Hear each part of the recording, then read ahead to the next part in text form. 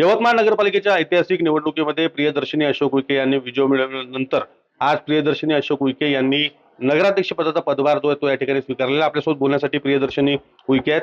ताई, तुम्ही नगराध्यक्ष झाल्या. कशा पद्धतीचा संकल्प आणि जी आश्वासनं नगरपालिका निवडणुकीदरम्यान दिली होती ती पूर्णत्वास नेण्यासाठी कशा पद्धतीनं आगामी काळामध्ये काम करणार आहे? माननीय मुख्यमंत्री देवेंद्रजी यांच्या पावलं पाऊल टाकायचा प्रयत्न करणार आहे. त्यांनी 100 दिवसाचा जो आराखडा दिला होता, तसंच नगराध्यक्ष म्हणून मी 100 दिवसाचा नगर परिषदचा आराखडा समोरील इथे दाखवलेला आहे.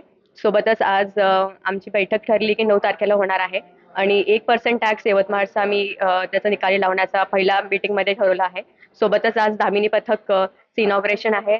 महिलांना सुरक्षित राहण्यासाठी, त्यांना भयमुक्त यवतमाळमध्ये फील होण्यासाठी, एन्व्हायरमेंट असण्यासाठी आम्ही इथे महिलांना 2 व्हीलर्स दिलेल्या आहे. दामिनी पथकचं इनॉग्रेशन झाल्यावर एक नवीन संकल्पना म्हणून आम्ही ते जाहीर करतोय. आणखी कशा पद्धतीनं पुढचा कार्यकाळ जो आहे तो असणार आहे? स्वच्छतेच्या बाबतीत असेल किंवा शहरातील बाकीच्या समस्यांच्या बाबतीत कशा पद्धतीने काम करणार? स्वच्छतासाठी आम्ही स्वच्छता आणि पाणी पुरवठा हे मेन ऑब्जेक्टिव्ह आहे इथे. सोबतच स्वच्छता राखण्याकरिता इथे तंत्रज्ञान म्हणजे टेक्नॉलॉजीचा यूज करणार आहोत.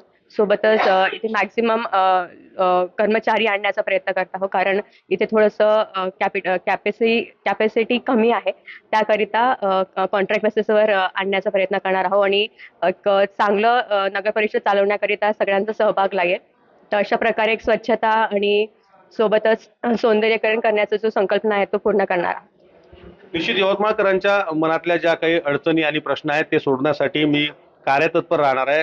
पहिल्याच बैठकीमध्ये जर पाहिलं तर यवतमाळकरांना दिलासा देण्यासाठी 1% टॅक्स जो आहे तो कमी करण्याच्या संदर्भानं, रद्द करण्याच्या संदर्भानं पहिल्याच बैठकीत निर्णय घेणार असल्याचं त्यांनी सांगितलं. विवेक गावंडे, टीव्ही मराठी, यवतमाळ.